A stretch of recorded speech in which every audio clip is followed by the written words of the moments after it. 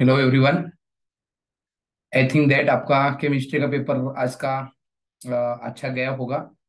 अभी आप मैथ्स के लिए प्रिपरेशन करना स्टार्ट करेंगे, तो कुछ समय रेस्ट करके खाना वाना खा के आप मैथ्स का प्रिपरेशन स्टार्ट करो। ठीक है? तो मैथ्स की प्रिपरेशन करते समय बच्चों के मन में सवाल आता है, इस मतलब रिमेनिंग समय में अभी क्या करना करना है, कैसे करें। ये सवाल आपके सामने है, तो सवाल का जवाब देने के लिए वीडियो यहाँ पे बन रहा है। तो आप अच्छी तरह से देखो और पढ़ो जो मैंने बताया है। जिस तरीके से करना है वो आप सुनो। एंड उम्मीद करता हूँ आपको इस वीडियो से अच्छी खासी इंफॉर्मेशन मिले और आपका जो कमिंग मैथमेटिक्स का पेपर बहुत ही अच्छा जाए, ऐसे यहाँ पे उम्मीद करता हूँ। और चलो अब यहाँ पे मैं भी आगे शेयर करूंगा पेज।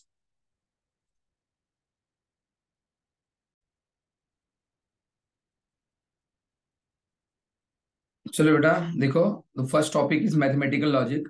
इस टॉपिक के अंदर आपको क्या पढ़ना है? तो सबसे पहले आप क्या करो, टोटोलॉजी, कॉन्ट्रडिक्शन, कॉन्टिजेंसी के जो क्वेश्चंस होते हैं हमें प्रूव करना होता है टेबल बना के। वो पहले सम्स कर लो फटाफट। ठीक है? चेक करो सिर्फ आपको आ सकता है क्या उसका कॉलम्स बनाना, और उसके अंदर आ, आखिरी के कॉलम का आंसर निकालना। सब ट्रू आए तो टोटोलॉजी होता है, सब फॉल्स आए तो कॉन्ट्रडिक्शन होता है। टोटोलॉजी कॉन्ट्रडिक्शन नहीं दिख रहा है तो वो कॉन्टिजेंसी होता है। ठीक है? इसके बाद आप क्या करो, negation of the statement. Negation कैसे निकालना है, निगेशन कैसे करना है। तो निगेशन की क्वेश्चंस जो होते हैं उसके लिए कुछ फॉर्मूले होते हैं। Negation of P and Q is equivalent to negation P और निगेशन क्यू होता है, बराबर। निगेशन ऑफ पी और Q is equivalent to negation P and negation Q होता है। और इम्प्लीकेशन का फॉर्मूला मैंने यहाँ पे दे के रखा है बिकॉज ये इंपॉर्टेंट है। ठीक है? And negation of P double implication Q का जो फॉर्मूला आता है ये है पी एंड निगेशन क्यू और क्यू एंड निगेशन पी। तो इसके ऊपर क्वेश्चन आता है। एग्जाम्पल अगर मैं दे रहा हूं यहाँ पे, if grass is green then milk is white. Milk is white, अगर ऐसा क्वेश्चन आता है तो हमें इसको सॉल्व कैसे करना होता है? So you have to write your, let P grass is green यहाँ पे लिख दो, क्यू मिल्क इज वाइट यहाँ पे लिख दो। ठीक है? एंड इन्होंने जो दिया हुआ है वो है implication, P implication Q, it is given. And after that, so negation of P implication Q का फॉर्मूला नेसेसरी है, write down P and negation q, then write down the heading negation, underline करो। हाँ, इसको देख के लिखना है बेटा। पी, पी यानी grass is green, write down first, grass is green. If then नहीं लिखना है, इफ और देन को कट कर देना है। Grass is green, okay. यहाँ पे देन कट कर दिया तो एंड लिखना है या बट लिखना होता है, एंड। हाँ, इसको निगेटिव कर दो, यानी निगेशन क्यों है ना, इसलिए milk is, milk is not white. ठीक है? This is about negation.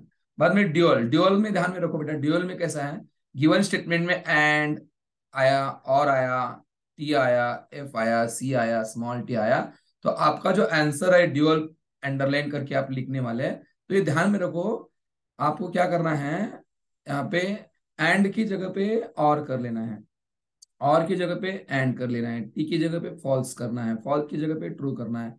Small C जब कॉन्ट्रडिक्शन के लिए आता है उसके लिए स्मॉल टी करना है, स्मॉल टी के लिए स्मॉल सी करना है। ये सब ध्यान में रखना, भूलना नहीं है, क्योंकि ड्यूअल निकालने का बहुत ही सिंपल 1 मार्क का क्वेश्चन अगर आता है तो आप में इतना सिंपल है ये। अगर आप भूलते हैं टी का एफ करना, एफ का टी करना, एंड और का बच्चे करते हैं लेकिन टी और एफ में भूल जाते हैं।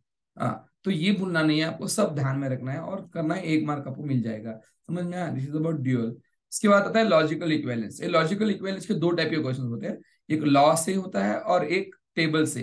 अब क्या करो, अभी हमारे पास उतना समय नहीं रहा है, तो ये टेबल वाला जो है लॉजिकल इक्विवेलेंस, तो वो ध्यान में रखो। मतलब अगर सपोज यही प्रूव करना है हमें, तो इसके टेबल बनाने हैं हमें, P Q, P double implication Q, negation of P double implication Q. ये हमारा 1 नंबर, 2 नंबर, 3 नंबर, 4 नंबर हो गया। इसके बना के और एक आगे नंबर आ जाएगा, तो इसका कॉलम और इसका कॉलम, आखिरी का जो कॉलम आने वाला है इसका इसका, ठीक है, वो सेम होने चाहिए, आइडेंटिकल होना चाहिए, वो वाला ध्यान में रखो।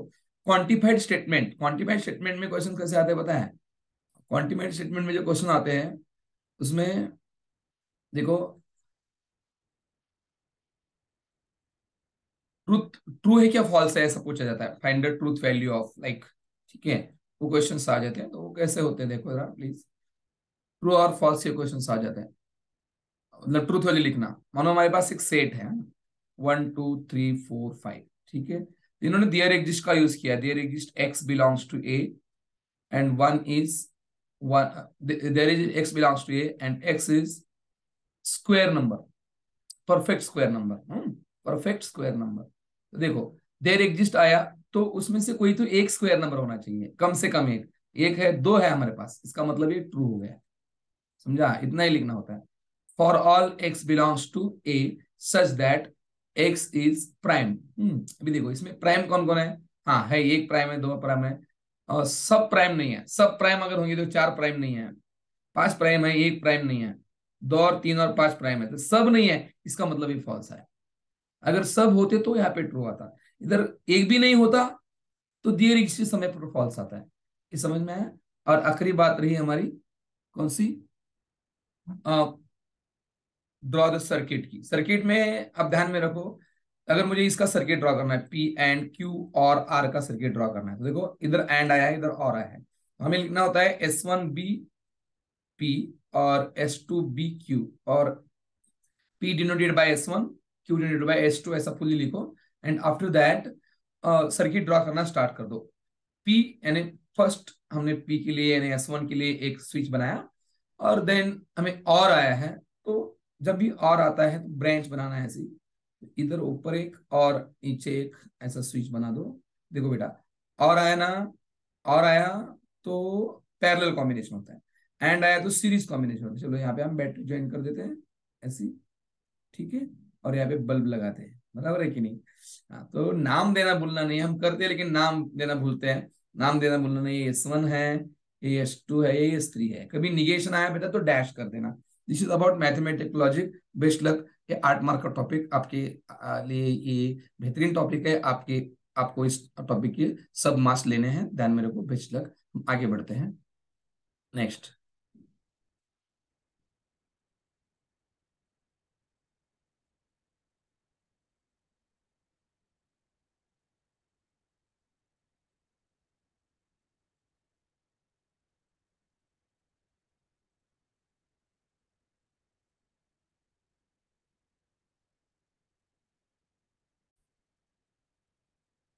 अभी दूसरा टॉपिक है मैट्रिसेस, 6 मार्क का टॉपिक है ये। इसमें देखो क्या क्या कर लेना है, इतना अगर आपने करते आप अपने किया तो आपका पेपर अच्छा जाएगा। इसके ऊपर ही क्वेश्चन आ सकते हैं। फाइंड ए इनवर्स बाय एडजॉइंट मेथड, मतलब माइनस निकालना, कोफैक्टर्स निकालना। बुक ओपन करके आप देखो, जब ये देख रहे हैं बुक ओपन करके रखो, मतलब आपको समझ में आ जाएगा। ए inverse bye adjoint method, adjoint method से ए इनवर्स निकालना है। उसमें मार्किंग स्कीम देखो कैसी होती है। आप कोफैक्टर निकालते हैं, माइनर या कोफैक्टर, पहले माइनर निकालिए, कोफैक्टर निकालो, या डायरेक्ट कोफैक्टर्स निकालो, तो कोफैक्टर तक आपको 1 मार्क मिल जाएगा। इसके बाद जो होता है आफ्टर कोफैक्टर, आप एडजॉइंट तक चले जाएंगे, बराबर है। मैट्रिक्स ऑफ कोफैक्टर लिखोगे सी, एंड इसके बाद आप एडजॉइंट लिखोगे, adjoint of A equal to C transpose, यहाँ पे आपको 1 मार्क मिल जाएगा। एंड आखिरी में जब ए इनवर्स का फॉर्मूला नहीं भूलना है आपको, लिखेंगे एडजॉइंट ऑफ ए, तो डिटर्मिनेंट जो भी आपने पहले लिखा है, निकाला हुआ है, यहाँ पे लिखेंगे, और अर्जेंट जो आया वहां पे लिखेंगे आप, तो आपका यहाँ पे तीसरा मार्क, यानी 3 मार्क का क्वेश्चन हो सकता है। अगर मार्क क्वेश्चन मानो 4 मार्क के लिए आया, तो एडजॉइंट के पहले तक 2 मार्क कवर हो जाएंगे। ध्यान में रखो। दूसरा है important, A inverse by row transformation. उसकी 2 4 सम्स आप क्या करो टेक्स्ट बुक के, पहला एक सॉल्व एग्जाम्पल और 2 या 3 अनसॉल्व एग्जाम्पल आप सॉल्व करके देखो। इसमें ज्यादा समय देने की जरूरत नहीं है, क्योंकि इसमें मिस्टेक होने का चांस है, ठीक है। उसके बाद है हमारा कॉलम ट्रांसफॉर्मेशन। मैं आपको यहाँ पे एडवाइस देता हूँ, सॉल्व एग्जांपल सिर्फ एक ही करके जाओ, क्योंकि एक ध्यान में रखो, रो ट्रांसफॉर्मेशन हम A into A inverse equal to I use करते हैं, और कॉलम ट्रांसफॉर्मेशन में हम A inverse into A equal to I use करते हैं। ध्यान में रखो, कॉलम ट्रांसफॉर्मेशन का चांस कम होता है, रो ट्रांसफॉर्मेशन ही ज्यादा आता है एग्जामिनेशन में। देखो ये एक स्टार है हमारा, A into adjoint of A equal to adjoint of A into, 1 minute, adjoint of A into A, यहाँ पे थोड़ा मिस्टेक हुआ है, तो यहाँ पे लिखता हूं मैं नीचे, A into adjoint of A is equal to adjoint of A into A is equal to determinant of A into I. A verification के लिए क्वेश्चन हो सकता है, या इसके ऊपर एमसीक्यू भी आ सकता है, बराबर है। जैसे देखो, A into adjoint of A is equal to matrix containing 10 0 0 10, ऐसा आया। Then determinant of A equal to option A 5, option B 10, option C 20, option D 8, ऐसे होते हैं। तो आप यहाँ पे 10 कॉमन निकालोगे तो अंदर आइडेंटिटी मैट्रिक्स बन जाएगी, बराबर है कि नहीं। तो ये 10 इंटू आई आ जाएगा, मतलब 10 इंटू आई आते, मतलब ये आई के बाद पास कौन होता है, हमेशा डिटर्मिनेंट होता है। तो 10 क्या हो गया, डिटर्मिनेंट हो गया, तो ऑप्शन क्या है, बी आया। ठीक है, this is about this important rule, that is a into adjoint of a equal to adjoint of a into a equal to determinant of a into I। कभी कभी इस टाइप के भी क्वेश्चन हो सकते हैं। देखो, if A X equal to I then find X, तो A X equal to I का मतलब ही होता है A into A inverse is equal to I, यानी आपको इनडायरेक्टली इन्होंने X equal to A inverse पूछा है, तो आप in A inverse adjoint method से फाइंड करके इन शॉर्ट आप आंसर निकाल सकते हैं। ठीक है, हाँ। इसके बाद है इन्वर्टिबल। इन्वर्टिबल मैट्रिक्स के समय पर आप इन शॉर्ट आपका कोफैक्टर मैट्रिक्स निकाल सकते हैं शॉर्ट में। ठीक है, वहां पे ज्यादा डिटेल इतनी जरूरत नहीं होती है, direct cofactor matrix and then adjoint करके आप कर सकते हैं। तो यहाँ पे कैसा होता है, पहले ए एक्स इज इक्वल टू आपका बी आता है, बराबर है कि नहीं, इसको नंबर 1 देना। After that important determinant of A निकालो, हो सके तो इधर ही इनवर्स निकाल के रखो, एंड 1 को प्री मल्टीप्लाइंग करो, प्री यानी पहले, हाँ pre multiplying, A inverse into A X is equal to A inverse B. तो ये A inverse A associative law से इस साइड में लेंगे, आई होता है, तो एक्स इक्वल टू क्या आया, ए इनवर्स बी आया। तो ए इनवर्स की वैल्यू और बी की वैल्यू जो भी डिटरमिनेंट मैट्रिसेस है, तो इसमें पुट करके अब मल्टीप्लाई कर दो, आपका आंसर यहाँ पे तैयार हो जाएगा। बाद में है, ये इन्वर्जन मेथड का बताया मैंने आपको, इन्वर्जन मेथड का बताया। ये इन्वर्टिबल मैट्रिक्स का जो होता है ना बेटा, आपको एक सिंपल क्वेश्चन आता है, check whether the matrix is invertible और नॉट। मैंने अभी इन्वर्जन मेथड का बताया, check whether the matrix is invertible और नॉट। इसके लिए सिर्फ डिटरमिनेंट निकालना है, डिटरमिनेंट नॉट इक्वल टू 0 आया तो इन्वर्टिबल, ठीक है, और डिटरमिनेंट 0 आया तो non invertible, non invertible, invert not, inverse does not exist. And last, reduction method. Reduction method में आपको इधर 1 लाना है, इधर 0 लाना है, इधर 0 लाना है, इधर 1 लाना है, इधर 0 लाना है, ये 3 आपको 0 लाने हैं एंड मल्टीप्लाई करना है इसके एक्स वाई जेड के साथ में। एंड यहाँ पे भी जो भी आपको चेंजेस होगा after getting 3 equations equal to whatever whatever whatever, तो इसमें सिर्फ जेड रहेगा, इसमें वाई और जेड रहेगा, वाई और जेड, जेड इधर डालो वाई मिलेगा, इसमें एक्स वाई जेड रहेंगे। इस तरीके से आप रिडक्शन का सम सॉल्व कर सकते हैं। बुक के रिडक्शन के 2 सम्स एंड इन्वर्जन के 2 सम सॉल्व करो, चांस रिडक्शन का हो सकता है। ठीक है, this is about the matrix. तो ध्यान में रखो, मैंने जो आपको ये मेथड बताई ये नॉट इन्वर्जन मेथड की थी, मैंने ठीक तरीके से आगे का पढ़ा नहीं है, हमने पढ़ाया लेकिन पढ़ा नहीं इन्वर्स देखा तो वो बोल दिया, तो इन्वर्जन मेथड थी है, और रिडक्शन मेथड यहाँ पे है, और इन्वर्टिबल मैट्रिक्स का मैंने आपको बता दिया। और एट लास्ट जो हमारा 2.1 एक्सरसाइज है ना स्टार्टिंग का, उसकी row transformation column transformation simple some होते हैं, हो सकता है वो 2 मार्क के लिए आ जाए। चलो ठीक है, दिस इज अबाउट मैट्रिक्स।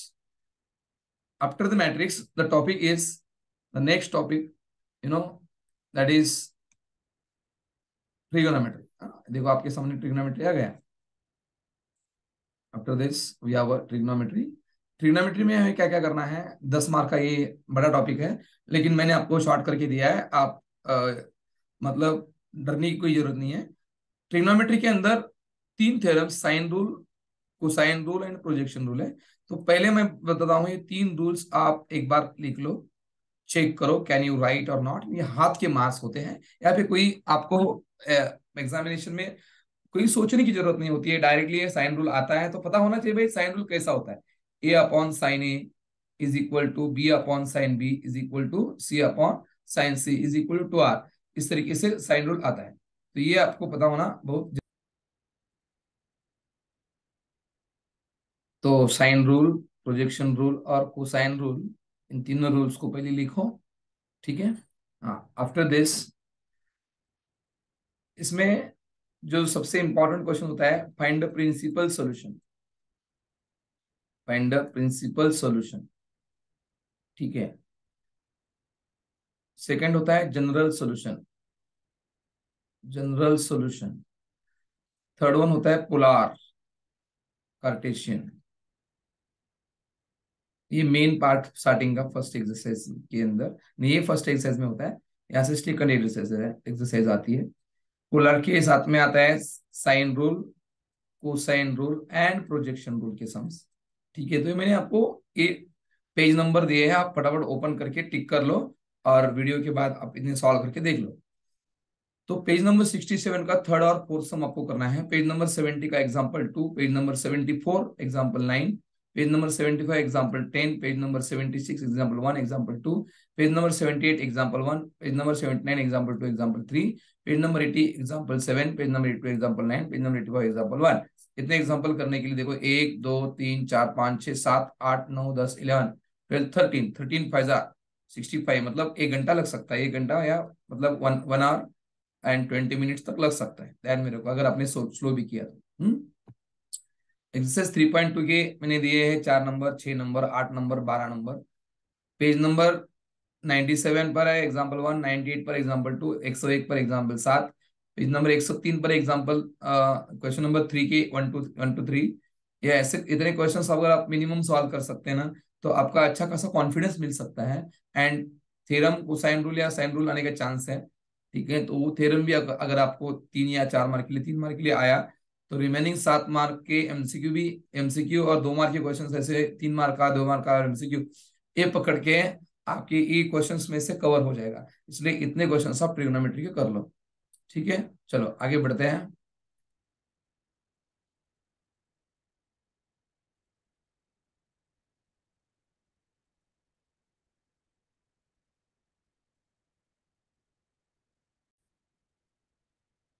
हाँ, द नेक्स्ट टॉपिक है पेयर ऑफ स्ट्रेट लाइंस। इसके अंदर do all theorems first, specially theorem number third और थ्योरम नंबर फोर्थ करो, वो इंपॉर्टेंट है। बाद में आप दोनों थ्योरम किए तो चलेगा, क्योंकि थ्योरम नंबर थर्ड बहुत इंपॉर्टेंट है। Homogeneous equation represent pair of straight lines. हाँ बराबर है कि नहीं, उल्टा क्वेश्चन है वो, थ्योरम 2 का उल्टा है। अब थ्योरम 4 में एंगल टैन थीटा वाला ये थ्योरम्स आप करो। आफ्टर दैट पेज नंबर 116 पर इतने सारे क्वेश्चंस 2 3 4 5 6। एक्सरसाइज 4.1 में थर्ड का फर्स्ट, क्वेश्चन 1 का फोर्थ, क्वेश्चन 2 का थर्ड एंड फोर्थ, क्वेश्चन 4 की सब करो। इधर के निकालने के क्वेश्चंस होते हैं। क्वेश्चन नंबर 5 का first, then 8 number, 9 number, exam page number 126 example third, exercise 4.2 3 4, 4 का सेकंड, 5 6, एंड एक्सरसाइज 4.3 में 4 6, 6 का सेकंड, 7 8 एंड 9 इंपॉर्टेंट। इतने सम्स आप पेयर ऑफ स्ट्रेट लाइन से करो, आपका कॉन्फिडेंस बढ़ जाएगा और आपके इसके 7 मार्क्स जो भी होंगे आपको मिल जाएंगे। ठीक है, पेयर ऑफ स्ट्रेट लाइन। इसमें अगर देखा जाए तो हमारा जो this equation represent pair of lines, उसमें A H G, H B F, G F C, इसके ऊपर का क्वेश्चन आप करो जो आखिरी में दिया है मैंने, एक्सरसाइज 4.3 के अंदर है। तो उसमें इक्वल जो दिखाना है, तो वैल्यूज पुट करो, नहीं तो हमारा a b c plus 2 f g h minus a f square minus b g square minus c h square is equal to 0, ये वाला यूज कर किया तो ऊपर या नीचे कौन सा तो एक यूज करो और सॉल्व करो। ठीक है, do all sums, find the value of के, ऐसे क्वेश्चंस उसमें आप सॉल्व करो, मैंने लिख ही दिए ये सब पॉइंट्स। ठीक है, चलो आगे बढ़ते हैं next. After the pair of straight lines, next big topic vector है। ये 12 मार्क का टॉपिक है, टोटल 12 मार्क का इंपॉर्टेंट टॉपिक है बेटा। तो इसमें थ्योरम नंबर जो मैंने लिख के दिया है 2 नंबर का पहले करो, 4 नंबर, बाद में 3 नंबर का थ्योरम, इसके बाद 5 और 6 में से एक किया तो सिर्फ माइनस का फर्क आता है दूसरे में, इसलिए छोड़ना नहीं है क्योंकि ये सेक्शन फार्मूले के थ्योरम्स है।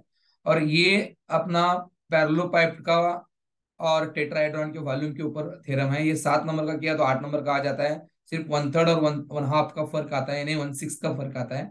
फॉर्मूले में कंफ्यूजन नहीं होना बेटा। वॉल्यूम ऑफ पैरेललोपाइप का फॉर्मूला होता है V equal to scalar triple product abc, and volume of tetrahedron का फॉर्मूला होता है 1/6 एबीसी। एबीसी यानी तीनों वेक्टर्स के आईजेके के कोएफिशिएंट्स डिटरमिनेंट में डालना है, डिटरमिनेंट में डालना है और वो डिटरमिनेंट सॉल्व करना है। आखिरी में नेगेटिव आया तो पॉजिटिव में ही फाइनल आंसर लिख के क्यूबिक यूनिट ऐसे लिख के आंसर को कंप्लीट कर देना है। 2 मार्क के क्वेश्चन में से या 1 मार्क के क्वेश्चन में से भी हो सकता है। ठीक है, तो थ्योरम्स हो गए बेटा ये। एक्सरसाइज 5.1, एक्सरसाइज 5.1 के 4 number, 7 number, 11 number, 12 number, 13 number, 14 number इतने सम्स करो। एक आधा घंटा इसको लगता है, ठीक है, आधा घंटे से कम ही लगेगा। बाद में पेज नंबर 154 पर जाओ, एग्जाम्पल 2 है, पेज नंबर 155, एग्जाम्पल 3 4 5 6 7, ये सॉल्व एग्जाम्पल देख लो। पेज नंबर 158 पर एग्जाम्पल 9 देखो। एक्सरसाइज 5.2 में से 1 5 7 8 8 11 ये इतने करो। एक्सरसाइज 5.3 में 9 10 11 13 ये करो। पेज नंबर 176 एग्जाम्पल 12 करो। एक्सरसाइज 5.4 में से 2 3 8 10 16 15 एक्सरसाइज 5.5 एक्सरसाइज में से 1 2 3 4 का दूसरा, 5 और 7 इतने सम्स करेंगे तो वेक्टर्स के 12 मार्क का कॉन्फिडेंस आपको आ जाता है। थ्योरम को पहले पक्के करो, थ्योरम करने के बाद ही आप एग्जाम्पल सॉल्व करो।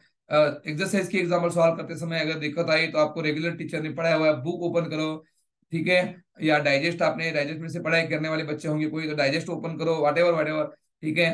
और नया कोई बुक लेना नहीं है, नए बुक से आज नहीं करना है कोई पढ़ाई, जो पुराना आपने पढ़ा हुआ है उसमें से ही पढ़ लेना, ध्यान में रखो, ठीक है। नहीं तो अपना अ,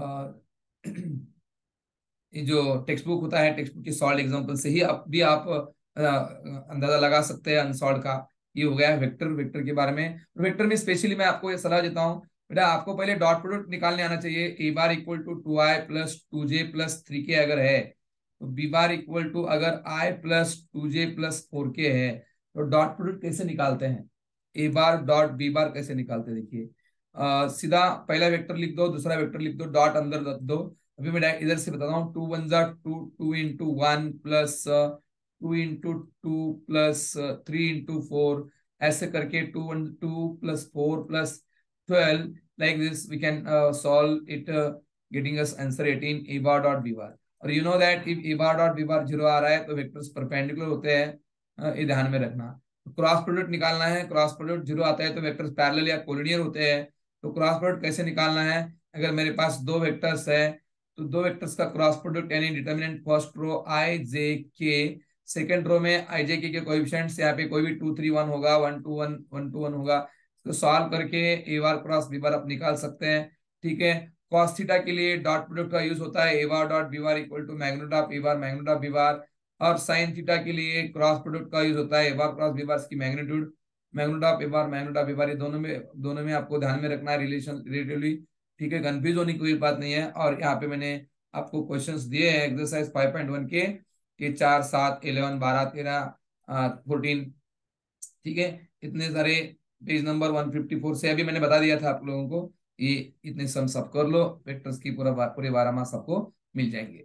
next, after this the next topic आता है आपका line and plane. Line and plane में बेटा पहले आप डिफरेंस इन देयर इक्वेशन सब आप अच्छी तरह से समझ लो कि दोनों में क्या डिफरेंस है, लाइन के इक्वेशन में और प्लेन के इक्वेशन में। देखो इस साइड में मैं लाइन ले रहा हूँ और उस साइड में मैं प्लेन ले रहा हूँ। आप देखो प्लीज, दोनों में एक साइड में लाइन लेता हूं मैं, एक साइड में प्लेन लेता हूं। एक मिनट देखो इधर प्लीज,